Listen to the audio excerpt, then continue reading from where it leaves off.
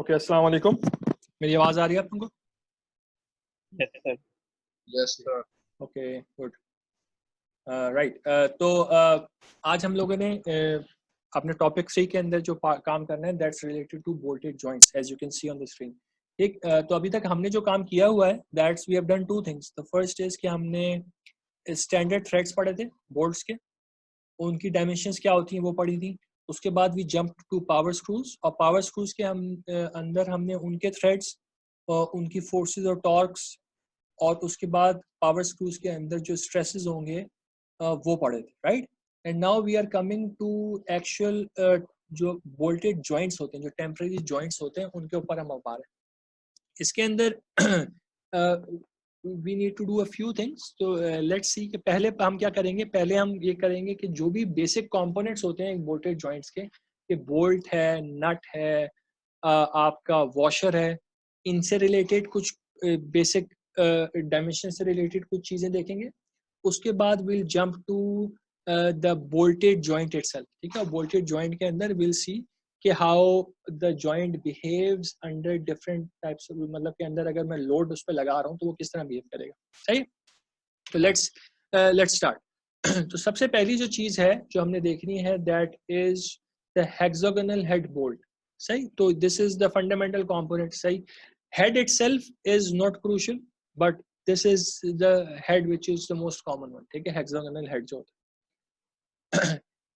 हम लोगों ने इससे रिलेटेड कुछ काम ऑलरेडी किया हुआ है। हमने ये किया हुआ है कि जो इसके थ्रेड्स हैं वी ऑलरेडी नो कि how the threads are sized. ठीक है, तो थ्रेड्स के अगर हमने ये बोला था कि अगर मुझे कोई भी बोल्ट है उसके थ्रेड्स के बारे में दो इंफॉर्मेशन पता हो, तो अगर मुझे उसका आउटर डायमीटर पता हो और उसकी पिच पी पता हो, using these two values I can find out the root diameter and I can find out the pitch diameter. ठीक है, ये दोनों चीजें हम निकाल सकते हैं। ठीक हो गया। Let me okay, right. तो इसके अलावा there are some other dimensions जो कि थ्रेड से रिलेटेड नहीं है, जो कि बोल्ट से रिलेटेड है। ठीक है, वो हमें आज वो वाली डायमेंशन देखनी है। तो हमारी क्या क्या डायमेंशन इंपॉर्टेंट है? दो चीजें हैं जो बोल्ट के हेड से रिलेटेड है। ठीक है, वो क्या है? एक बोल्ट के हेड की थिकनेस कितनी है, दैट्स कॉल्ड एच, और उसकी विड्थ कितनी है, which is called W here. ठीक है, और width is measured between any two parallel sides. ठीक है, क्योंकि हेक्सागन है तो कोई सी भी दो पैरेलल साइड्स उठा के उनके बीच का डिस्टेंस मेजर किया हुआ है, that is W. Regular hexagon है ये। ठीक है, और क्या चीज है? एक चीज जो आप देख सकते हैं यहाँ पे, देयर इज अ फिलेट है, इसका रेडियस आर है। ठीक, किसी भी डायमेंशन की हमने अभी बात नहीं की, will talk about what are the standard dimensions. There is another flat surface which is shown here. ठीक है, छोटा सा फ्लैट सरफेस नजर आ रहा है, ये वॉशर फेस है। ठीक है, यानी इसको अगर मैं प्रॉपरली एक एक्चुअल बोर्ड में दिखाऊं तो इट इज शोन हियर। तो it does not need to be as small as shown in this schematic. ये बड़ा भी हो सकता है। ठीक है, कि बोल्ट के जो एक्चुअल हेड है उससे बड़ा भी हो सकता है, डिपेंडिंग कि आप कितने बड़े वॉशर के लिए उसको डिजाइन कर रहे हैं आपके अपने बोल्ट को। ठीक है, तो ये फ्लैट सरफेस जो हमें बनाने का मकसद ये कि आपका जो वॉशर अटैच होगा उसको एक फ्लैट सरफेस मिल सके। ठीक है, जिसके ऊपर आपका बोल्ट फिट हो सके, बिल्कुल फ्लैट सरफेस वॉशर के साथ अटैच हो सके आपका बोल्ट। एक तो ये चीज हो गई। दूसरी चीज ये है कि आपके बोल्ट की दो डिफरेंट लेंथ से हमारे लिए इंपॉर्टेंट है। एक लेंथ है L which is a total length of the bolt, और what you can see here कि बोल्ट की जो लेंथ होती है उसके अंदर हेड काउंट नहीं होता, हेड के बाद से बोल्ट की लेंथ काउंट होती है। ठीक है, तो हेड के अंदर हम क्या क्या चीज शामिल कर रहे हैं? ये हेक्सागोनल हेड भी काउंट कर रहे हैं और जो वॉशर फेस है ये भी काउंट कर रहे हैं। ठीक, तो ये वॉशर फेस के बाद की जितनी लेंथ है that is capital L, this is the total length of the bolt. इस लेंथ के अलोंग आपके पार्ट्स फिक्स होंगे। ठीक है, and then there is the threaded length of the bolt. Bolt की पूरी लेंथ को थ्रेड करना इंपॉर्टेंट नहीं होता, you can only thread a part of the bolt. और ये हम इस तरीके से देख सकते हैं कि अगर मैं व्हाइट स्क्रीन पे आ जाऊं तो okay, I need to change to pen first. या तो अगर मेरे पास दो पार्ट्स हैं, ठीक है, समथिंग लाइक दिस, और इस पे मैं एक बोल्ट प्लेस कर रहा हूँ, ठीक है। तो I have a bolt here, the bolt is going to be connected to a nut on the other side। तो इस साइड पे एक नट होगा, ठीक है, आपका बोल्ट इससे कनेक्ट होगा, ठीक है। तो बोल्ट की थ्रेडिंग जो होती है is not going to interact with the part. तो ये मेरा पार्ट 1 है, मेरा पार्ट 2 है। जो मेरे पार्ट्स हैं, मेरा बोल्ट आपके होल्स की साइड वॉल से इंटरेक्ट नहीं कर रहा। यूजुअली आप होल बड़ा करते हैं बोल्ट के डायमीटर से, क्यों, ताकि इस रीजन में आपके पास स्पेसिंग क्रिएट रहे, बिकॉज ये sideways bolt is not designed to support this sideways load. Bolt सिर्फ इस डायरेक्शन में लोड बेयर करने की कैपेसिटी रखता है, ठीक है। तो अब हमने करना क्या, हमने बोल्ट को नट में टाइट करना है। तो you only essentially need threads in this part, ठीक है। तो depending on the size of the bolt, जो भी आपके बोल्ट का टोटल साइज है, you only need to thread a small part of it. और इसका फायदा क्या हो रहा है, threading is an expensive process, is a time consuming process, so we don't want to thread if it is not needed, सही। तो हम लोग लिमिटेड थ्रेडिंग करते हैं बोल्ट में, जितनी रिक्वायर्ड होती है उतनी थ्रेडिंग करते हैं सिर्फ, ठीक है। और ये कितनी थ्रेडिंग करनी होती है, all of this is defined as per standard, वो हम अभी देख लेते हैं किस तरीके से होगा, ठीक है। तो अब अगर हम बोल्ट के एक इसकी बात करें, तो let me come to this laser pointer, yes.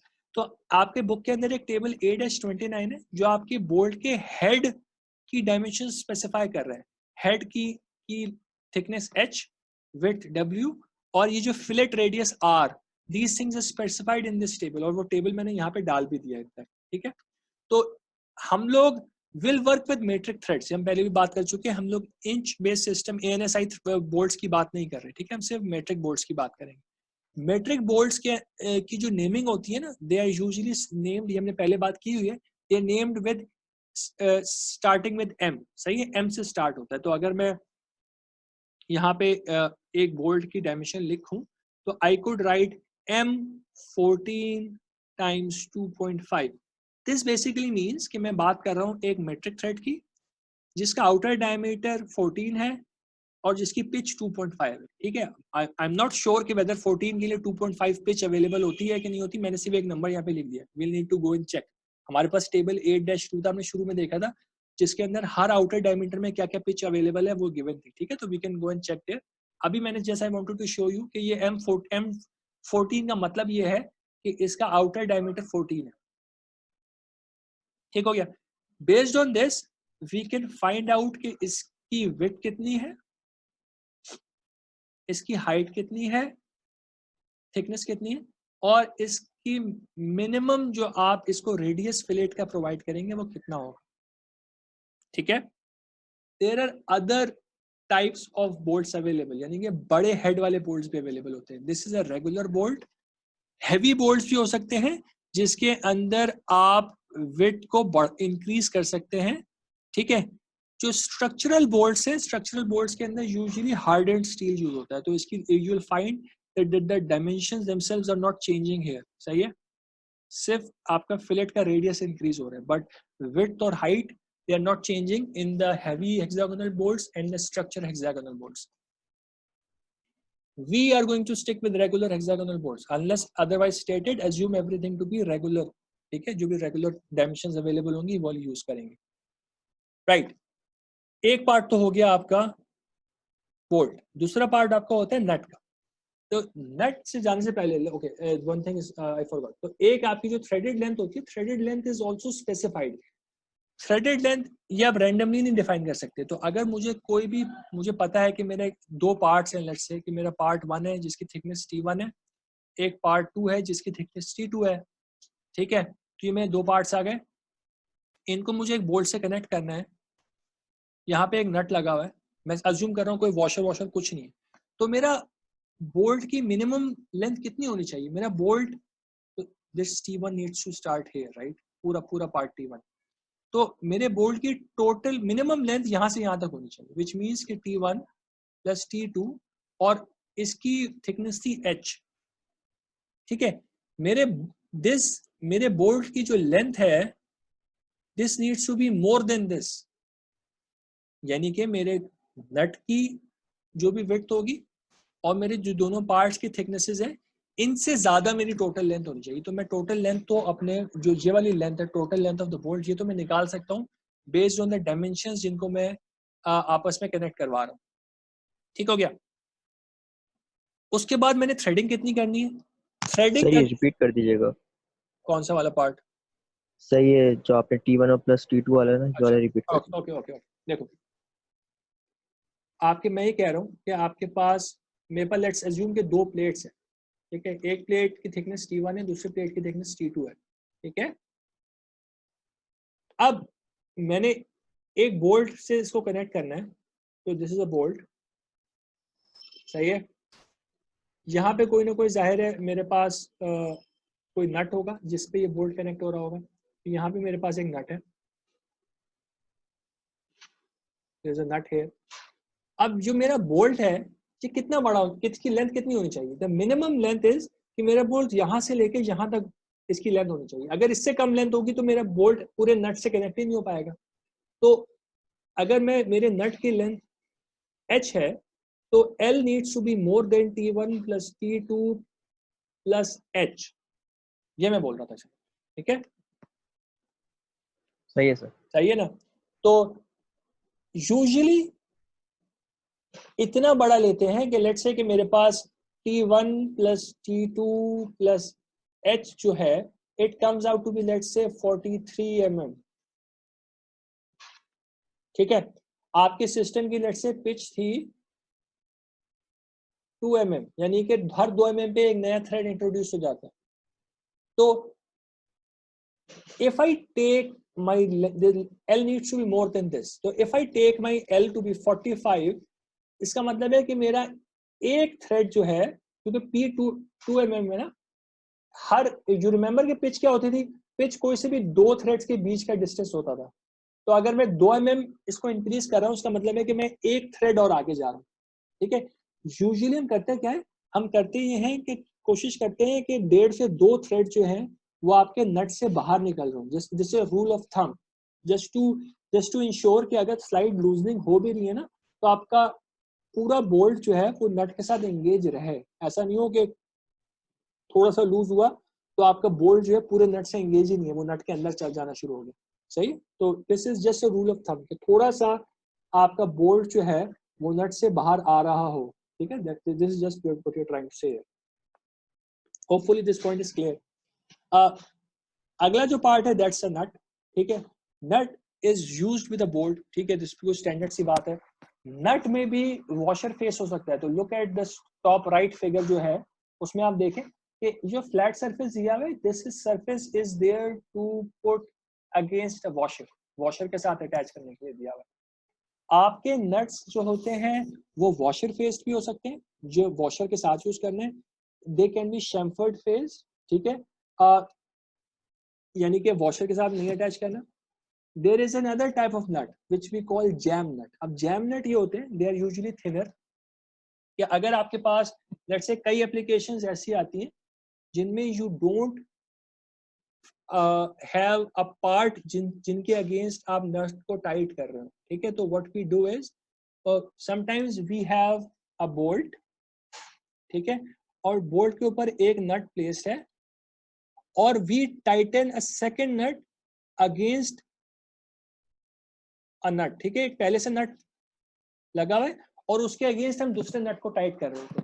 तो this arrangement is called jam nuts. ठीक है, ये जैम नट्स होते हैं कि जो एक दूसरे के अगेंस्ट टाइट हो रहे होते हैं। कभी कभार ये हो रहा होता है कि आप नॉर्मल नट्स को आपस में टाइट कर रहे होंगे, बट इन रियलिटी इस एप्लीकेशन के लिए थिन नट्स अवेलेबल होते हैं which are called jam nuts. ठीक है, तो दिस इज, इसकी क्या क्या डायमेंशन हमारे लिए इंपॉर्टेंट है, इसकी भी थिकनेस h है और इसकी विड्थ भी w है। ठीक है, और इसकी डायमेंशन निकालने के लिए you have a table A-31 in your book. Again किस चीज पे डिपेंडेंट है? डिपेंडेंट है कि बोल्ट का डायमीटर कितना है। हर बोल्ट के, जैसे लेट्स से हमने पहले भी M14 की बात की थी, अगर हम M14 की बात करें उसका जो नट होगा उसकी विड्थ 21 होगी और उसकी जो हाइट होगी रेगुलर की वो 12.8 mm होगी। अगर ज्यादा थिक है तो 14.1 mm भी हो सकती है, और अगर जैम नट है यानी ज्यादा थिन है तो उसकी हाइट जो है that is 7 mm। Unless specified otherwise, we will talk about, we will use directly the regular dimensions. ठीक है, हर दफा रेगुलर डायमेंशन यूज कर लेंगे, अगर स्पेसिफाई नहीं किया हुआ कि दूसरी डायमेंशन यूज करें. ठीक. एक और चीज वो ये है कि हमने ये बात की थी इन पावर स्क्रूज के जब पावर स्क्रूज एंगेज्ड होते हैं, जो पहला थ्रेड होता है that bears the maximum amount of load, और दूसरा थ्रेड उससे कम लोड बेयर करता है, तीसरा उससे कम करता है, चौथा उससे कम करता है, and it gradually reduces to zero. ठीक है. Same thing is applicable to nuts as well. तो नट में भी the maximum load will be borne by the first few threads.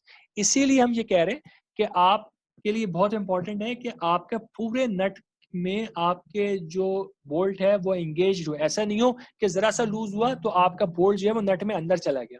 ठीक है. How can we improve this situation? एक तो ये प्रॉब्लम, ठीक है, आपका नट पूरा एंगेज नहीं होता. क्यों? क्योंकि थ्रेड्स पूरे एंगेज नहीं. पावर स्क्रूज में हमने ये बात की थी ना कि थ्रेड्स पूरी तरह एंगेज नहीं होते. तो अगर अगर हम इसको इस केस में आए तो इफ वी हैव, अगर ये बोल्ट के थ्रेड्स हैं तो दिस इज माय बोल्ट, और ये मेरा नट है और ये मेरे नट्स के थ्रेड है, तो this is my nut. What you will find is कि not all the thread surfaces will engage properly. क्यों? क्योंकि यूजुअली कोई ना कोई डायमेंशंस में डिस्क्रिपेंसीज होती हैं, कोई ना कोई टॉलरेंस होती है डायमेंशंस. जब पहला थ्रेड एंगेज हो जाएगा तो बाकी थ्रेड्स एंगेज नहीं हो पाते मोस्टली. ठीक है. ग्रेजुअली जो है ना लोड ट्रांसफर कम होना शुरू हो जाता है. उसका हल क्या है? उसका हल ये है कि आप नट को एक्स्ट्रा टाइट कर देते हैं. जब आप नट को एक्स्ट्रा टाइट करते हैं तो नट के अंदर प्लास्टिक डिफॉर्मेशन होनी शुरू हो जाती है, यानी नट की शेप चेंज होनी शुरू हो जाती है. ठीक. तो अब नट इनिशियली लेट्स अज्यूम कि सिर्फ एक थ्रेड एंगेज था, आपने उसको एक्स्ट्रा और टाइट किया तो जो सेकंड थ्रेड है वो प्लास्टिकली डिफॉर्म हुआ. ठीक है. आपका थ्रेड डिफॉर्म होता गया अनटिल एंड अनलेस कि आपके सारे थ्रेड्स आपस में जो है वो बोल्ट के साथ एंगेज हो गए. ठीक है. सारे हो गए, ये ज्यादा हो गए. ठीक है. इससे हमें फायदा क्या हो रहा है? इससे फायदा ये हो रहा है कि अब ज्यादा थ्रेड्स एंगेज्ड है, लोड ट्रांसफर इंप्रूव हो रहा है. इससे हमें नुकसान क्या हो रहा है? नुकसान इससे हमें ये हो रहा है कि अब आपका नट प्लास्टिकली डिफॉर्म हो गया, तो अब next time you can't use this nut again. तो जब आप पार्ट्स को डिसअसेंबल करेंगे तो you won't be able to use any part जो कि प्लास्टिकली डिफॉर्म हो रहा है. ठीक. अगर आपका बोल्ट प्लास्टिकली डिफॉर्म हो गया तो आपको बोल्ट भी रिप्लेस करना पड़ेगा. अगर सिर्फ नट प्लास्टिकली डिफॉर्म हुआ तो नट रिप्लेस करना पड़ेगा. हमें पता कैसे चलेगा कौन सा हुआ है? ये डिपेंड करेगा मटेरियल के ऊपर. अगर आपका लेट्स से बोल्ट जो है वो बहुत हार्डेंड स्टील का बना हुआ है और आपका नट जो है वो माइल्ड स्टील का बना हुआ है, तो mild steel will plastically deform. तो आपको मटेरियल्स देख के अंदाजा हो जाएगा कि कौन सी चीज प्लास्टिकली डिफॉर्म हो रही है. अभी मटेरियल्स पे हम आएंगे, मटेरियल्स हमारा अगला टॉपिक है, इसके बाद हम मटेरियल्स के ऊपर भी आएंगे. ठीक है. मोस्ट ऑफ द एप्लीकेशंस में आप बोल्ट को हार्ड मटेरियल का लेते हैं और नट को सॉफ्ट मटेरियल का लेते हैं, बिकॉज नट छोटा पार्ट है. अगर नट के थ्रेड्स डिफॉर्म हो भी गए we can replace it easily. ठीक है. तो अगर आपने उसको प्लास्टिकली डिफॉर्म करवा दिया है then you need to replace it. That's the thing you need to keep in mind. अब आ जाएं हम तीसरे पार्ट के ऊपर which is the washer. Washer क्या होगा? वॉशर में भी we have again the same thing. तो आपके पास आपका बोल्ट का डायमीटर अवेलेबल होगा. ठीक है. तो दीज आर द डायमीटर्स. तो 14 इज अ डायमीटर. ठीक है. अब इसके साथ में एन, आर और डब्ल्यू जो लिखा हुआ है that is narrow, regular and wide. ठीक है. अब ये क्या चीज है? Let's look at it.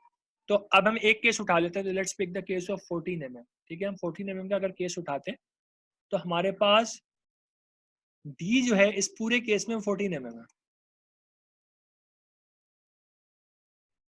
There are two diameters in this. एक इंटरनल डायमीटर है, एक आउटर डायमीटर है. इंटरनल डायमीटर ये वाला डायमीटर है, सॉरी. ठीक है. और आउटर डायमीटर ये बाहर वाला डायमीटर है. ठीक. Internal diameter you can C is more than the bolt diameter. इसका मतलब क्या है? इसका मतलब ये कि जो इसकी इंटरनल वॉल्स हैं, the internal walls are not going to engage the bolt. ये हमने बात पहले भी की थी. बोल्ट की जो लेंथ वाली अलोंग द लेंथ वॉल्स होती हैं, इनका काम किसी किस्म का लोड बेयर करना नहीं. ठीक है. ओके. तो अब ये नैरो, रेगुलर और वाइड से क्या चीज चेंज हो रही है? आउटर डायमीटर चेंज हो रहा है। जो कितना वाइड बोल्ट है, इंटरनल देखें, इंटरनल डायमीटर यानी होल का डायमीटर सेम है, what is changing is the outer diameter. इससे क्या हो रहा है, आपका जो सरफेस एरिया है वॉशर का वो इंक्रीज हो रहा है। ज्यादा सरफेस एरिया का मतलब ये है कि आपका ज्यादा बड़ा एरिया जो है आपके पार्ट्स के साथ एंगेज है, ज्यादा फ्रिक्शन प्रोड्यूस कर रहा है, ज्यादा अच्छा लोड ट्रांसफर कर रहा है बोल्ट आपका पार्ट के ऊपर।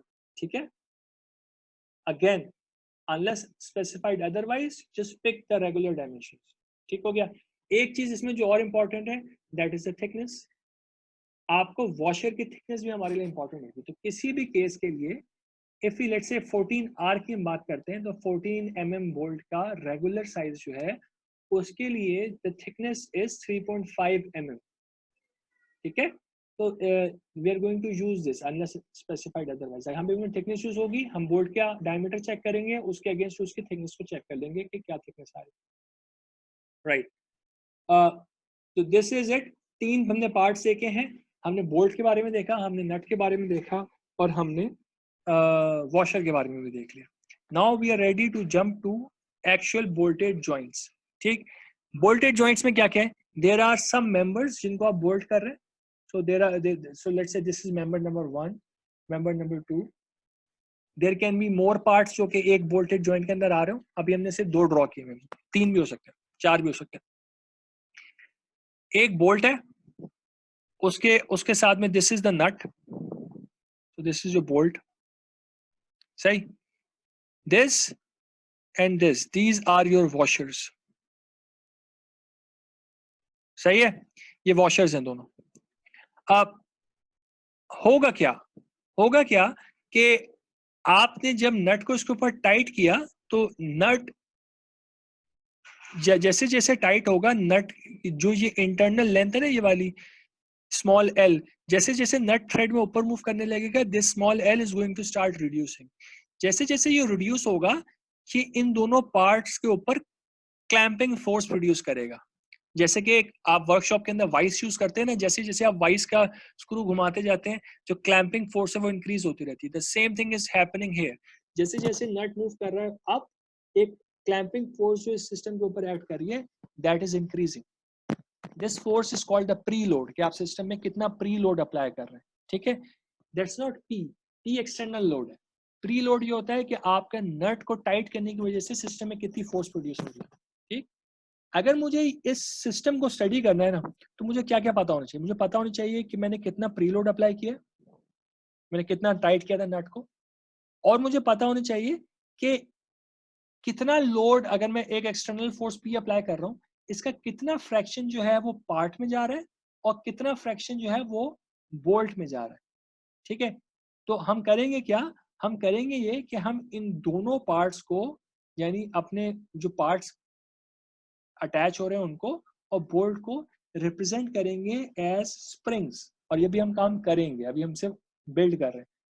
इनको स्प्रिंग्स की तरह रिप्रेजेंट करेंगे और उन स्प्रिंग्स की स्टिफनेस कैलकुलेट करके we will be able to find out कि किस तरफ कितना लोड ट्रांसमिट हो रहा है। तो दिस इज जस्ट अब लेट्स से प्रीफेस, हम बता रहे हैं कि हमने करना क्या।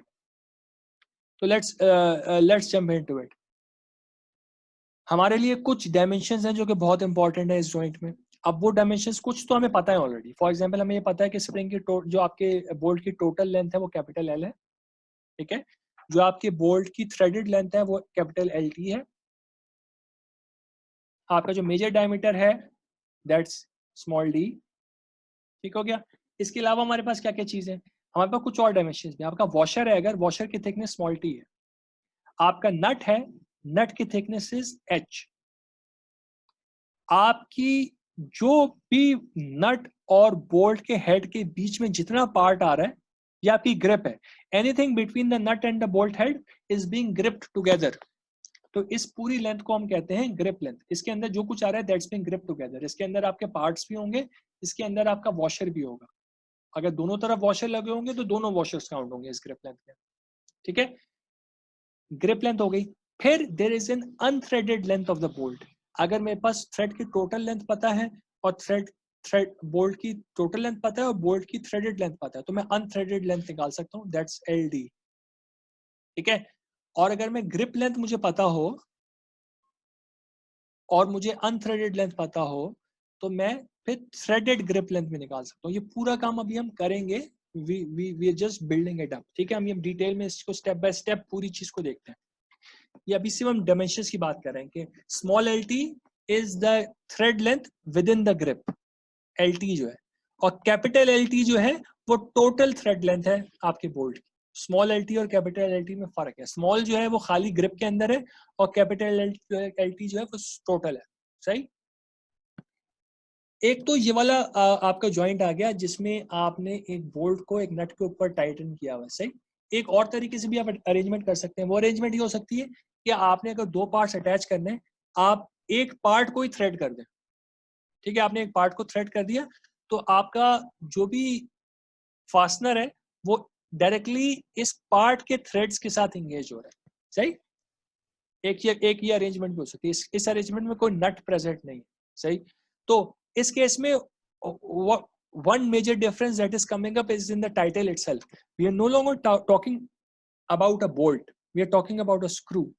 तो स्क्रू और बोल्ट में जो डिफरेंस हम लोग लेते हैं, मुझे लेते हैं, a bolt is used with a nut and bolt का कॉम्बिनेशन चलता है। स्क्रू की टर्म हम जब यूज करते हैं जब आप किसी पार्ट के अंदर फास्टनर को टाइटन कर रहे हो, तो screw titans directly into the part, जबकि बोल्ट जो है वो नट के साथ यूज होता है, ठीक है। तो जब भी आप इस केस में बात कर रहे होंगे तो we are not talking about a bolt here, we are talking about a screw, सही हो गया। अब इस केस में भी कुछ डायमेंशन होगी जो कि इंपॉर्टेंट होगी। अच्छा, मैं कोई क्वेश्चन है तो please go ahead and ask me, मैं आपको रिपीट कर दूंगा if you have any question, ठीक है। राइट, तो अगर हम आगे चलें, ठीक, तो इस केस में क्या क्या कुछ पूछ रहे बेटा? Okay, right. तो हम अब अगर आगे चलें तो हमारे पास क्या क्या चीजें आ रही हैं। हमारे पास डायमेंशंस, बहुत सारी डायमेंशंस सेम है। तो we still have capital L, we still have L T. अब इसमें कैपिटल एल को आप गौर करें, कैपिटल एल कहाँ तक आ रहा है। Capital L is all only coming to this point, और ये आगे भी थ्रेड्स ड्रॉन है। तो ये थ्रेड्स कौन से थ्रेड्स हैं, ठीक। तो इसको थोड़ा सा समझने के लिए यू नीड टू अंडरस्टैंड कि इस पर्टिकुलर केस में दो डिफरेंट थ्रेड्स आ रहे हैं। एक थ्रेड आ रहा है जो कि बोल्ट के थ्रेड्स हैं, और एक थ्रेड आ रहे हैं जो कि इस पार्ट के थ्रेड्स, ठीक है। तो let me get to the white board और सिंपल, और उसके ऊपर आके ना I can explain what this means. तो है क्या है ये कि आपका एक पार्ट है which is अनथ्रेडेड,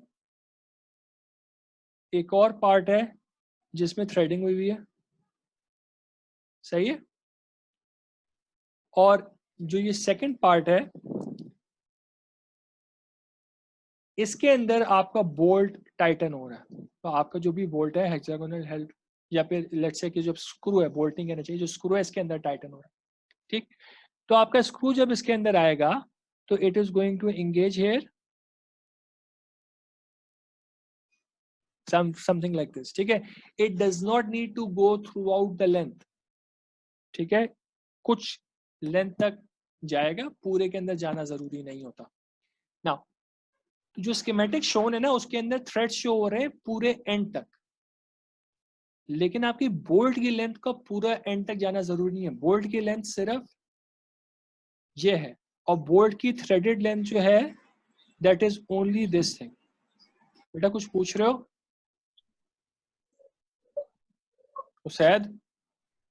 okay okay, right. तो this thing is what I wanted to say. अब अपनी स्कीमेटिक पे हैं, let's try to relate this thing here. हमें कैसे पता चल रहा हमारा बोल्ट यहाँ था कि इन्होंने इसकी स्कीमेटिक के अंदर, they are not very good at it, उन्होंने अच्छा नहीं बनाया, but they have tried to show it. Let me okay, pen में आते हैं, कलर चेंज करना था मैंने, let me change my colour. उन्होंने ये जो यहाँ पे शैम्फर वाला पार्ट शो किया है ना, this part here, this is the end point of the bolt. तो बोल्ट आपका सिर्फ यहाँ तक है, इसीलिए उन्होंने ये लेंथ यहाँ तक शो की, ठीक है। This is the length of the bolt.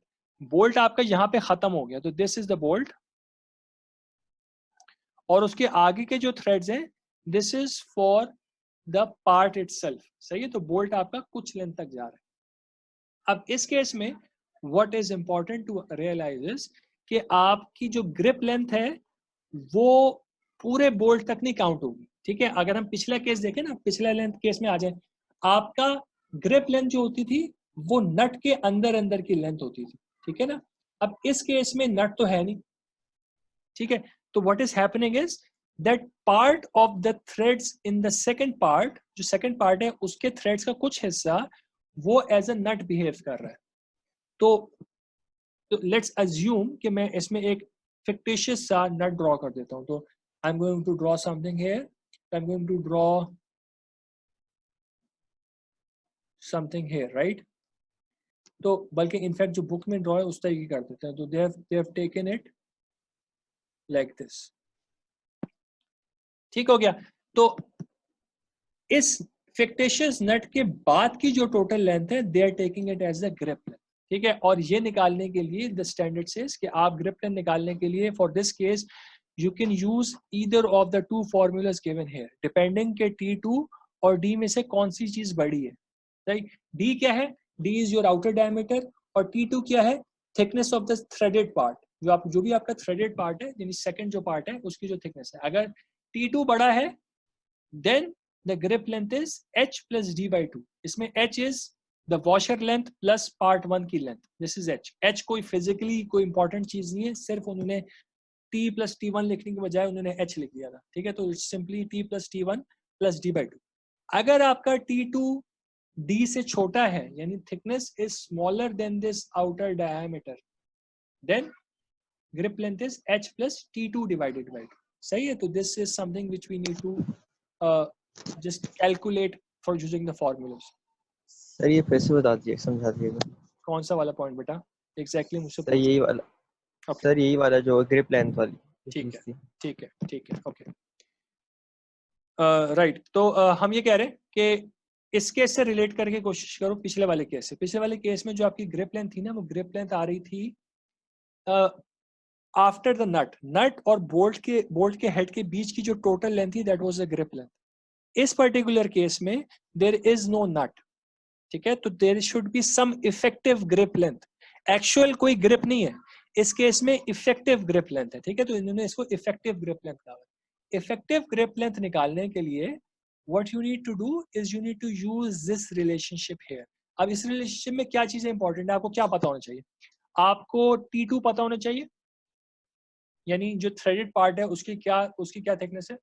आपको बोल्ट का डायमीटर पता होना चाहिए, आउटर डायमीटर। इन दोनों के रिलेशनशिप देख के कि T2 बड़ा है या D बड़ा है, based on that one of these two formulas is going to provide you the effective grip length, ठीक है। H is simply the washer thickness plus part 1 की thickness। अगर washer नहीं है तो H is simply T1, ठीक है। तो this is the effective grip length, यानी इस लेंथ पे आपका पार्ट इफेक्टिवली होल्ड हुआ है। This is just fictitious quantity, this is not a physical कोई लेंथ नहीं है, ठीक है। ये इफेक्टिव पैरामीटर है, ठीक है। तो इसको इस फॉर्मूले से सिर्फ निकालना है। तो इसमें कोई और चीजें पूछेंगे तो पूछो बेटा। नहीं सर समझ में आ गया। ठीक है अच्छा आगे चलते हैं। तो हमारे पास अब क्या हो गया, हमें ग्रिप लेंथ पता चल गई। हमें अगर बोल्ट की स्टिफनेस निकाली है ना जॉइंट की, अगर हमें ये चेक करना है ना कि जो हमारी फोर्स है P, इसका कितना पार्ट बोल्ट में जा रहा है, कितना पार्ट मेंबर में जा रहा है, तो हमें पहले देखना पड़ेगा कि बोल्ट में प्री लोड कितना था।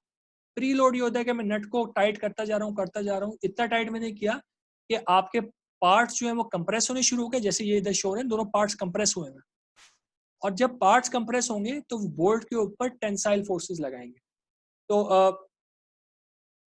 तो फॉर एग्जांपल अगर आप इधर आ जाएं तो let's go to the white board, ठीक है। I just want to draw something, ठीक है। तो अगर आपके पास एक स्प्रिंग हो और स्प्रिंग के ऊपर आप फोर्स लगाएं, आप स्प्रिंग को कंप्रेस कर दें, और अगर अपने हाथों से कंप्रेस किया स्प्रिंग को, तो how is the spring going to apply a force to your arms. यानी आपके दोनों, लेट्स से आपने इधर से और इधर से स्प्रिंग को कंप्रेस किया, तो स्प्रिंग आपके हाथों पे बाहर की तरफ फोर्स लगाएगा, है ना। अगर आप दोनों हाथ के बीच में पकड़ के स्प्रिंग को कंप्रेस करते हैं, स्प्रिंग बाहर की तरफ फोर्स अप्लाई करता है। तो ठीक है। तो अब हम इसको वापस आ जाते हैं। तो अब हम जब ये आ रहे हैं, अगर आपके ये जो दो पार्ट्स हैं, ठीक है, ये जो दो पार्ट्स हैं आपके, अगर ये कंप्रेस हो रहे हैं तो ये बोल्ट के ऊपर बाहर की डायरेक्शन में फोर्स अप्लाई करेंगे, जिसकी वजह से आपका बोल्ट जो है वो टेंशन के अंदर जाएगा। ठीक है, bolt is under tension and your parts are under compression. तो ये यहाँ पे एक छोटी सी स्कीमेटिक शो की हुई है जो कि इस बात को शो करना चाह रही है। सही, तो hopefully this point is clear. ये प्रीलोड जनरली, हाँ बेटा। सर वो तो स्प्रिंग का बिहेवियर बिल्कुल अलग होता है, लेकिन इसमें हम कैसे ये चीज एज्यूम कर सकते हैं? बेटा हर इलास्टिक मटेरियल में स्टिफनेस होती है ना, हर अच्छा, इलास्टिक मटेरियल स्टिफनेस रखता है, तो वो स्प्रिंग की तरह बिहेव करते हैं इलास्टिक मटेरियल। ठीक है, ठीक है। सही है, ओके राइट। अब हमने क्या किया, हमने इसमें एक additional force, external force P apply की। जब टेंसाइल फोर्स है, ठीक है, पी, जब पी अप्लाई हुई, पी पूरे सिस्टम पे अप्लाई होगी। जब पूरे सिस्टम पे पी अप्लाई होगी तो क्या होगा, बोल्ट जो है वो और स्ट्रेच होगा, बिकॉज पी अप्लाई हो रही है ना, बोल्ट ऑलरेडी टेंशन में था, आप और टेंसाइल फोर्स अप्लाई कर रहे हैं, बोल्ट और ज्यादा टेंशन में जा रहा है। लेकिन आपके जो पार्ट्स थे ये कंप्रेशन में थे, तो अगर मैं टेंसाइल फोर्स लगाऊंगा तो आपके पार्ट्स के बीच की जो कंप्रेशन है वो रिड्यूस होगी। ठीक है, तो अगर मैं एक्सटर्नल फोर्स पी अप्लाई कर रहा हूँ, टेंसाइल फोर्स, बोल्ट में टेंशन बढ़ रही है और मेंबर्स में कंप्रेशन कम हो रही है। अब now try to relate this with a physical case. Physically होता क्या है, ये दोनों पार्ट्स आपस में जुड़े हुए क्यों हैं? ये पार्ट्स आपस में जुड़े हुए इसलिए क्योंकि आपने नट को इतना टाइट किया हुआ है कि इनमें क्लैंपिंग फोर्स प्रोड्यूस हुई, कंप्रेशन प्रोड्यूस हुई है। तो यहाँ पे इस सरफेस में भी फ्रिक्शन प्रोड्यूस हो रही है, वॉशर के और ऊपर वाले पार्ट के बीच में भी फ्रिक्शन प्रोड्यूस हो रही है, नीचे वाले पार्ट और फ्रिक्शन के वॉशर के बीच में भी फ्रिक्शन प्रोड्यूस हो रही है। ये फ्रिक्शन है जो दोनों पार्ट्स को होल्ड करे हुए हैं। अगर आपने इनफ प्री लोड अप्लाई नहीं किया हुआ, यानी आपका जो इनिशियल कंप्रेसिव फोर्स है पार्ट्स के ऊपर वो इतनी ज्यादा नहीं है कि वो इस पी को अपोज कर सके, तो जब भी टेंसाइल फोर्स अप्लाई होगी और पार्ट्स अनकंप्रेस होंगे तो पार्ट्स फ्री हो जाएंगे and they will separate out.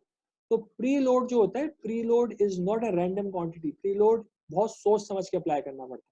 ठीक है, प्री लोड इतना अप्लाई करते हैं, इस हद तक अप्लाई करते हैं नॉर्मली प्री लोड कि आपका बोल्ट जो है वो बिल्कुल यील्ड पॉइंट के करीब करीब पहुंच जाए, क्योंकि बोल्ट टेंशन में जा रहा है ना, तो बोल्ट में स्ट्रेसेस जैसे जैसे प्री लोड अप्लाई करते रहेंगे बोल्ट के स्ट्रेसेस बढ़ते रहेंगे। हम अप्लाई करते रहते हैं इस हद तक कि आपका बोल्ट जो है तकरीबन यील्ड होने वाला हो, बस जैसे बोल्ट यील्ड होना उस हद तक अप्लाई करते हैं। अगर आपका प्री लोड इनफ नहीं होगा तो आपके पार्ट्स जो है वो सेपरेट आउट हो जाएंगे। ठीक है, तो if you have applied enough pre load तो एक्सटर्नल लोड जो है आपका पी, वो अप्लाई करने के बाद भी the parts will hold together. सही है, दैट्स वेयर वी स्टॉप।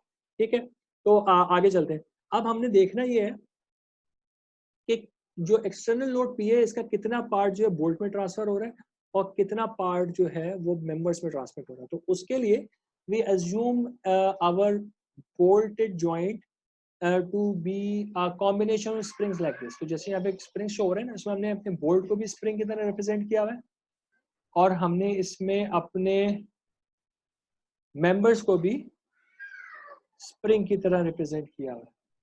ठीक हो गया, तो दोनों मेंबर्स स्प्रिंग बने हुए, बोल्ट भी स्प्रिंग बना हुआ, और ये पूरी अरेंजमेंट जो है एक टोटल स्टिफनेस प्रोवाइड करेगी जो कि फोर्स पी को रेजिस्ट कर रहा हो।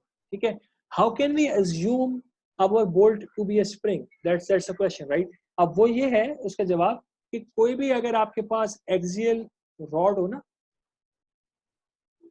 इस पे अगर फोर्स F लेट से लग रही है तो इसकी stiffness is AE upon L, यानी L is the length of this thing, A is the cross sectional area, तो K gives me the stiffness of this axial rod। तो मैं बोल्ट भी मेरा एक एक्सियल मेंबर है, इसकी स्टिफनेस में निकाल सकता हूँ। ठीक है, और अगर मैं इस फॉर एग्जांपल इस पर्टिकुलर केस की बात करूँ, अगर मुझे इसकी डिफ्लेक्शन निकालनी हो, deflection is equal to F upon K में अगर प्लग इन कर दूं तो deflection comes out to be FL upon AE। Right, so this is how we actually get the stiffness of a axial member। ठीक है, सिर्फ axial member की बात हो रही। अभी हम जो हमारे पार्ट्स हैं उनकी स्टिफनेस के ऊपर इस क्लास में हम नहीं कर पाएंगे, अगली क्लास में आएंगे। राइट। तो बोल्ट के स्टिफनेस पे आ जाते हैं। अब हमारे पास दो केसेस हैं, हमें दोनों केसेस की स्टिफनेस निकालनी पड़ेगी। हमें अपने बोल्ट की स्टिफनेस भी निकालनी पड़ेगी और हमें अपने जो दोनों पार्ट्स जो अटैच हो रहे हैं इनकी स्टिफनेस भी निकालनी पड़ेगी। जब हम सारी स्टिफनेस निकाल लेंगे then we will be able to जज कि कितना लोड किधर ट्रांसमिट हो रहा है। ठीक, तो इस ये पर्पस जो है ना स्टिफनेस निकालने का वो ये है कि हमें फ्रैक्शन निकालना है जो कि बोल्ट पे जा रहा है जो कि मेंबर्स पे जा रहा है। हमारे बोल्ट को अगर हम देखें तो हमने बोल्ट के हम पीछे जो बिल्कुल डल करके पिक्चर बनी हुई, it's the same picture we have seen before. तो आपके पास एक बोल्ट है, नट है के साथ अटैच हुआ हुआ है, दो मेंबर्स उसके बीच में लगे हुए हैं, एक वॉशर भी लगा हुआ है। इसके अंदर there are two types of geometries present. एक ज्योमेट्री है जो कि अनथ्रेडेड रॉड की ज्योमेट्री है, ठीक है, और एक पार्ट है जो कि थ्रेडेड पार्ट है। तो अगर हम इस टोटल ग्रिप लेंथ की बात करें ना, जो ग्रिप की बात करें तो ग्रिप के दो पार्ट्स हैं, एक पार्ट है थ्रेडेड है और एक पार्ट है जो कि अनथ्रेडेड है। तो हम करेंगे क्या, हम करेंगे ये कि we are going to represent our system as a combination of two different rods. So अगर मैं again if I talk about an arrangement like this, so let's say मेरे पास दो रॉड्स हैं, दे आर लाइक दिस, ठीक है, इसकी length L1 है, इसकी लेंथ L2 है, इसका एरिया A1 है, इसका एरिया A2 है, दोनों का मटेरियल E है। तो I can find out K1 as A1 L1 upon E and K2 as A2 L2 upon E, और इन दोनों को then I can represent as a series combination of springs, क्योंकि दोनों सीरीज में लगे हुए, ठीक है। तो ये काम हमने किया है यहाँ पे। तो हमने दो पार्ट्स लिए हुए, एक पार्ट है मेरा अनथ्रेडेड, एक पार्ट है मेरा थ्रेडेड। दोनों की स्टिफनेसेस अलग अलग हैं। अनथ्रेडेड की स्टिफनेस KD है, थ्रेडेड की स्टिफनेस KT है, दोनों सीरीज में है। जब सीरीज में स्प्रिंग्स होते हैं ना तो वो इनवर्स की फॉर्म में ऐड होते हैं। अगर स्प्रिंग्स पैरेलल में होते हैं तो उनकी स्टिफनेसेस डायरेक्टली ऐड हो जाती हैं। अगर ये रेजिस्टेंस के उल्टा काम हो रहा होता है, ठीक है ना। तो इस केस में जो मेरे स्प्रिंग है वो सीरीज में लगे हुए, तो जो टोटल स्टिफनेस होगी, इफेक्टिव स्टिफनेस होगी 1/K will be equals to 1/K1 plus 1/K2। K1 और K2 is KD and KT, ठीक है। इससे मैं K effective stiffness of the bolt निकाल सकता हूँ। अगर मैं इस इक्वेशन को पूरी सॉल्व कर लूँ ना, 1/K1 प्लस 1/K2 करके आई can find out K। K1 and K2 simply KT and KD, जो कि हमने अभी बात की थी। आपका KT थ्रेडेड पार्ट का area times E upon threaded length, unthreaded part का एरिया टाइम्स इस elastic modulus divided by the unthreaded length. KT और KD निकल के आ जाएगा, we can plug them in and we can find out the bolt stiffness from this equation, ठीक है। अब ये I have a numerical which is going to demonstrate this entire procedure, सही है। और उससे जब नंबर्स आएंगे चीजें काफी क्लियर होना शुरू हो जाएंगी। अच्छी बात ये है कि बुक के अंदर the entire thing is presented in the form of a procedure, ठीक है। कभी भी आपको बोल्ट की स्टिफनेस निकालनी है, बुक के अंदर try to locate this table. एक टेबल की हेडिंग के अंदर ना पूरा प्रोसीजर इस तरीके से गिवन है, वहीं से उठाया मैंने पूरा।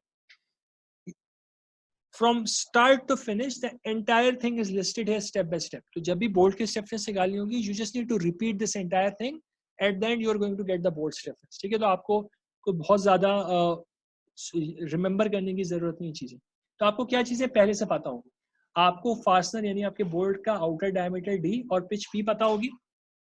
हम लोग थ्रेड्स पर इंच में नहीं जा रहे बिकॉज हम ANSI बोल्ट्स की बात नहीं कर रहे।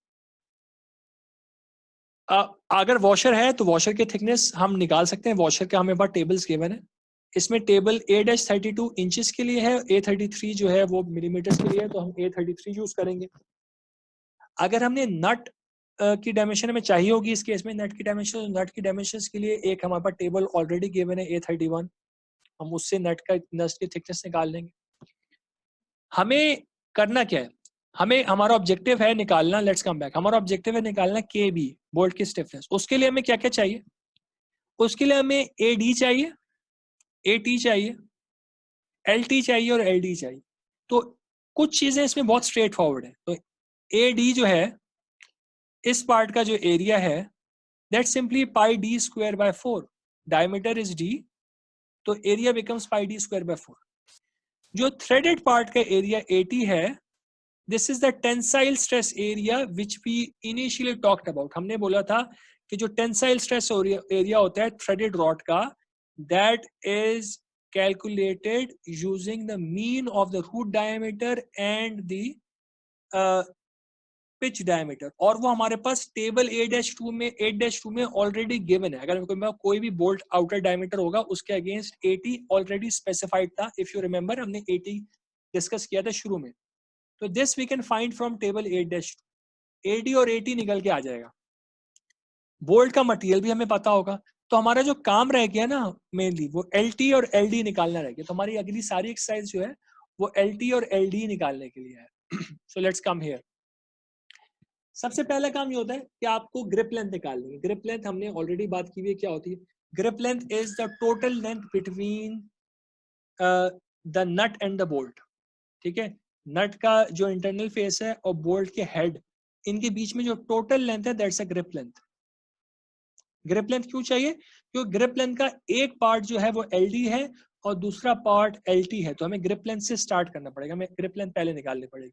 जब हम ग्रिप लेंथ निकाल लेते हैं, for this part this is easy. तो अगर मेरे पास, अगर मैं नट बोल्ट वाला कॉम्बिनेशन है, तो लेट्स से कि मेरे पास एक मटेरियल है उसकी लेंथ T1 है, दूसरे की थिकनेस T2 है, मेरा वॉशर है उसकी थिकनेस T गिवन है। ठीक है, तो what is my grip length L here? L is equals to T1 plus T2 plus T, ये वाली लेंथ प्लस ये वाली लेंथ प्लस ये वाली लेंथ। ठीक है, तो this gives me the total length from here till hair. ये चीज चाहिए, सही? तो ये T1 आ गया यहाँ पे, ये वाला पार्ट T2 आ गया और फाइनली ये वाला पार्ट T आ गया। सही है, तो ये मेरे पास ग्रिप लेंथ आ जाएगी। जो हमारे पास हेक्सागोनल हेड स्क्रू वाला पार्ट था, जो हमने कहा था कि अगर थ्रेडेड पार्ट के अंदर हम स्क्रू डायरेक्टली फिट कर रहे हैं, उस केस में हमने बोला था कि we need to find an effective grip length, जिसका फॉर्मूला हमने पहले डिस्कस अभी किया है। ठीक है, हमने कहा था कि आपको अगर T2 पता है और D पता है, और डिपेंडिंग कि आपके पास T2 बड़ा है कि D बड़ा है, we can find out the effective grip length from these formulas. इनमें से कोई एक फॉर्मूला एप्लीकेबल होगा, उससे हम इफेक्टिव ग्रिप लेंथ निकाल देंगे। L ग्रिप लेंथ पता चल गई। आपके पास जो बोल्ट की टोटल लेंथ है वो कितनी होगी? अगर मैं ये वाला केस देखूं, लुक एट दिस डायग्राम, आपके पास बोल्ट की टोटल लेंथ कितनी होगी? बोल्ट की जो टोटल लेंथ है, it needs to be more than the grip length plus the nut height. If you can visualize this thing, because आपके पास नट से बाहर, हमने इनिशियली बोला था कि आपका थोड़ा सा बोल्ट जो है ना, थोड़े से थ्रेड्स, 1.5 से 2 थ्रेड्स आपके नट से बाहर आ रहे होने चाहिए। तो आपका मिनिमम जो है ना वो ये है कि आपका जो थ्रेड की लेंथ होनी चाहिए वो ग्रिप प्लस दिस H, नट की जो थिकनेस है, इसके बराबर होनी चाहिए। अगर इन दोनों के बराबर नहीं होगी तो आपका बोल्ट जो है वो नट के अंदर पूरा एंड तक नहीं आएगा। सही है, तो it needs to be at least this, but usually we take it slightly more, तो इससे बढ़ा लेते हैं, L प्लस H से बढ़ा लेते हैं। जो आपके पास सेकंड वाला केस है, इस केस में आपका जो बोल्ट की लेंथ है, this again is a rule given to us. कितना बड़ा बोल्ट एज्यूम करना है?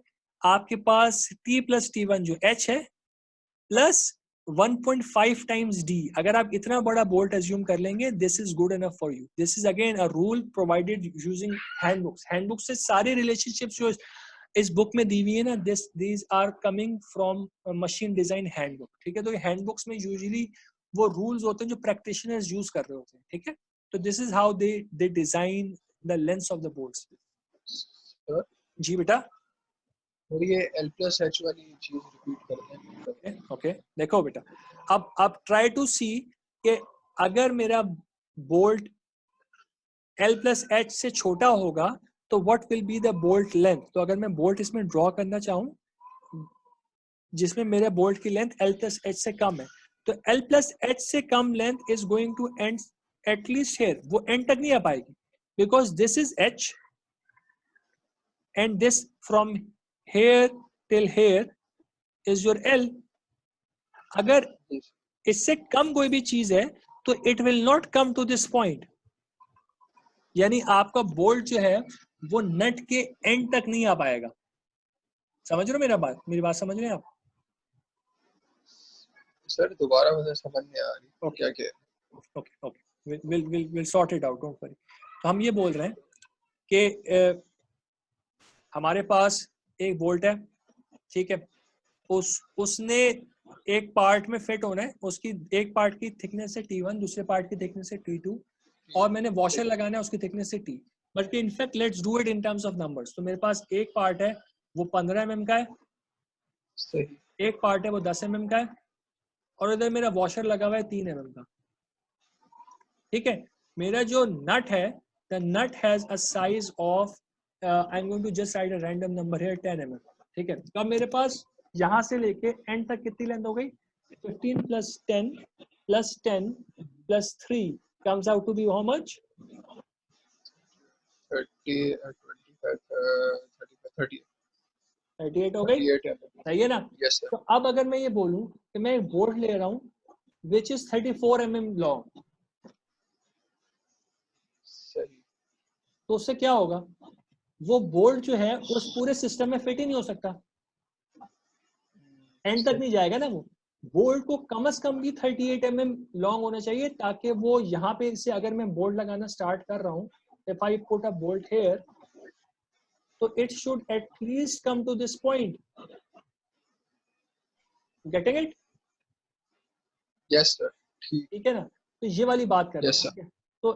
तो this is what we were saying. तो हम ये कह रहे थे कि हमारे पास सॉरी और हियर या this thing L, this L is T1 + T2 + T, plus T सही सही है ना, प्लस H। तो आपका बोल्ट कम से कम इस लेंथ का होगा ताकि वो नट के एंड तक आ सके। Normally we take it slightly bigger than this, 1.5 से 2 पिच बढ़ा के लेते हैं, ठीक है। तो अगर लेट्स से कि this turns out to be 42 mm, let's say 42.8 mm, तो हम इसको 45 mm ले लेंगे, तो माइट वर्क, सही। इससे इस लेंथ से बड़ा लेना है बस, ठीक है, ओके। तो सेकंड वाले केस में आपकी जो लेंथ आपने लेनी है दैट इज गिवन, जो हैंडबुक्स बता रही हैं, that you can just take it as कि अगर मैं T1 + T + T1 + 1.5 times D से बड़ा ले लूं, then that is good enough for us, ठीक है। This is coming from the rules provided in the machine design handbook. जो शिगलीज मशीन डिजाइन की बुक है ना, this book is not written by Shigley, इस बुक के authors कोई और हैं, if you have seen the book. Shigley का जो कंट्रीब्यूशन है that is in the machinery design handbook, और सारे रिलेशनशिप्स क्योंकि उन्होंने उस हैंडबुक से उठाए, तो they call it Shigley's machine design, सही। ओके, तो अब this is how you calculate L. Again, it's a direct application of a formula for us. तो अगर हमें लेंथ निकालनी है, तो हमें अगर अपने पार्ट्स की लेंथ पता है और हमें अपने बोल्ट की डायमेंशंस पता है, तो we can find out L for both cases. जो भी केस होगा हम उसके लिए L निकाल सकते हैं। अगला स्टेप क्या होगा? अगला स्टेप होगा हमें थ्रेडेड लेंथ निकालनी है, कि जो बोल्ट की टोटल थ्रेडेड लेंथ है वो कितनी है। वो निकालने के लिए again we are not going to talk about inch series threads, हम इसकी बात नहीं कर रहे, we are only going to talk about metric threads, ठीक है। मीट्रिक थ्रेड्स के अंदर हमारे पास जो रिलेशनशिप है, the relationships depend on a few quantities. The relationships depend कि आपके पास बोल्ट की टोटल लेंथ कितनी है, ठीक है, तो बोल्ट की टोटल लेंथ मैटर करती है। उसके अलावा आपके बोल्ट का डायमीटर भी मैटर करता है। तो हर लेंथ के लिए there is a relationship given जो कि बोल्ट के डायमीटर का फंक्शन है, you can see it right. तो उससे हमें we will be able to find out our threaded length using the relationships here. So for example मेरे पास लेट्स से मैंने यहाँ पे L निकाला था 45 mm अप्रोक्सीमेट, ठीक है। मेरा bolt let's say was 14 mm diameter bolt. तो अगर मैं इस पे आऊंगा तो आई विल सर्च कि मेरी लेंथ कितनी है। Length is less than 125 and diameter is less than 48 mm। तो ये रिलेशनशिप मेरे लिए वैलिड है, राइट। तो मैं इसके अंदर 14 प्लग इन करूंगा, तो 14 × 2 becomes 28 + 6 gives you 34 mm। तो 45 mm में से हम ये बोल रहे हैं टोटल लेंथ 45 mm है, उसमें से 34 mm लेंथ जो है वो थ्रेड करनी है आप। तो ये थ्रेडेड लेंथ की बात होगी, सही है। तो ये थ्रेडेड लेंथ इधर से निकल के आ जाएगी, अब अगर मुझे अनथ्रेडेड लेंथ चाहिए तो अनथ्रेडेड लेंथ कैसे निकाल सकते हैं? अनथ्रेडेड लेंथ निकालने का क्या तरीकेकार होना चाहिए? आप टोटल लेंथ में से थ्रेडेड लेंथ को माइनस करा दीजिए। टोटल लेंथ में से आप जब थ्रेडेड लेंथ को माइनस कराएंगे you will be able to find out the unthreaded length. तो unthreaded length is simply L minus LT। ठीक हो गया? तो अनथ्रेडेड लेंथ ये वाली है, यहां से लेके यहां तक। ठीक है, ये अनथ्रेडेड लेंथ पूरी की पूरी ग्रिप के अंदर ही होती है। ठीक, तो अनथ्रेडेड लेंथ आ जाएगी आपके पास। ग्रिप के अंदर की थ्रेडेड लेंथ निकालने के लिए हमने ग्रिप की टोटल लेंथ निकाली हुई है L। अगर उसमें थ्रेडेड अनथ्रेडेड लेंथ माइनस करा दूंगा तो थ्रेडेड लेंथ आ जाएगी। हमारा हमने इनिशियल बोला था हमारा ऑब्जेक्टिव था LD और LT निकालना, क्योंकि हमें बाकी चीजें यूजुअली पता है। हमें अनथ्रेडेड डायमीटर पता है, अनथ्रेडेड एरिया पता है πd²/4। थ्रेडेड पोर्शन का area 80 will come from 8-2। 8-1 inches के लिए है, 8-2 mm के लिए है, जो आपके मेट्रिक थ्रेड्स हैं उनके लिए, तो हम 8-2 यूज करेंगे। ठीक है, AD निकल आएगा, AT निकल आएगा। LD और LT निकालने की एक्सरसाइज हमने पूरी अभी की है। Based on this we can find out what is the bolt stiffness. ठीक, टाइम इज थोड़ा सा ज्यादा लगा इस चीज में। मैंने एक न्यूमेरिकल प्रिपेयर किया होता है इस चीज का, अभी अगली क्लास के स्टार्ट में देख लेंगे कि न्यूमेरिकल क्या है एग्जैक्टली। पूरा वही काम करना है कि दो पार्ट्स हैं, उनको हम एक बोर्ड से कनेक्ट कर रहे हैं, तो बोर्ड की सारी लेंथ्स वगैरह निकालनी है, फिर बोर्ड की स्टिफनेस निकालनी है। बुक का सवाल है, उसमें मेंबर स्टिफनेस भी निकाली हुई थी। जब हम मेंबर स्टिफनेस पढ़ लेंगे तो फिर हम इसकी मेंबर स्टिफनेस भी निकाल लेंगे। यहाँ पे स्टॉप करते हैं। तो कोई क्लास है तो आप लोग जा सकते हैं, अगर कोई सवाल है तो रुक जाए। मैं आंसर कर देता हूँ। असाइनमेंट मैंने बना ली है, मैंने अभी तक अपलोड इसलिए नहीं की थी बिकॉज उसमें इस वाले टॉपिक के सवाल भी थे, तो I wanted to at least start this topic before I post assignment. ठीक है, तो मैं आज पोस्ट कर देता हूँ assignment. Assignment but you will find the question themselves are not very long, छोटे सवाल होते हैं इस चीज के। अटेंडेंस मेक श्योर कर लें आप लोग, लिख दें दोबारा से इस सेशन में, क्योंकि इस सेशन से मैं सेकंड सेशन से यूजुअली अटेंडेंस उठाता हूँ। ठीक, अगर अटेंडेंस आपने लिख दी है और कोई क्वेश्चन नहीं है तो आप लोग जा सकते हैं। अगर कोई क्वेश्चन है तो पूछ लें, I am here to answer. Sir मेरा क्वेश्चन था कि पिछले वाली स्लाइड में आपने LT जो निकाला थ्रेडेड लेंथ वो बता देंगे। ओके, देखो दो लेंथ है, देखो थ्रेडेड।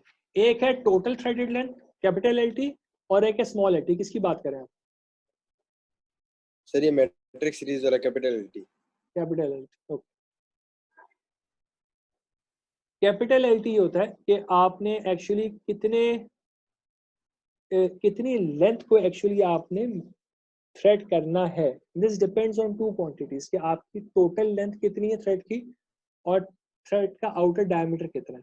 ठीक है, किसी भी देखिए सिर्फ जो सबसे छोटी वाली लेंथ है ना, वो ये कह रहा है कि इतनी छोटी लेंथ के लिए you can not, basically what this D here means, इसका मतलब ये कि 125 mm से कम लेंथ के लिए do not use diameters more than 48। अगर मोर देन 48 यूज कर रहे हैं तो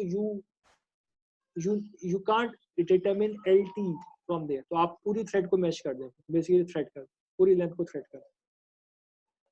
वरना अभी हमें क्या करना है, हमें करना ये है इसके लिए you just need to first calculate कि आपको अपने पार्ट्स को क्लैंप करने के लिए टोटल लेंथ कितनी रिक्वायर्ड होगी, which we are doing here, ऊपर जो कर रहे हैं। ठीक है, अगर आपके पास कैपिटल L निकल के आ जाता है तो लेट्स से कि मेरे पास L came out to be more than 42.8 mm, मैंने उसको राउंड अप किया एंड आई गॉट 45 mm। तो मैंने कहा मैं 45 mm का बोल्ट उठाना चाह रहा हूँ।